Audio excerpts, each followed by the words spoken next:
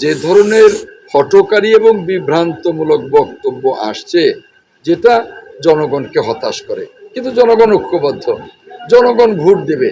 এবং যারা আজকে কথা বলছে যে ফেব্রুয়ারিতে নির্বাচন হবে না, পিআর ছাড়া নির্বাচনে যাব না, বিচার সম্পন্ন না হলে যাব না, সংস্কার সম্পন্ন না হলে যাব না, এই ধরনের হঠকারী বক্তব্য যারা দিচ্ছে, আমি বিশ্বাস করি তফসিল ঘোষণার সাথে সাথে তারাও সকলে নির্বাচনে চলে আসবে।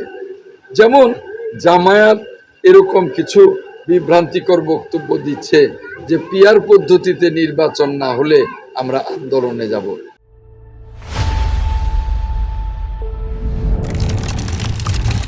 অথচ জামাত কিন্তু বাংলাদেশের ৩০০ আসনেই তারা নমিনেশন ডিক্লেয়ার করেছে।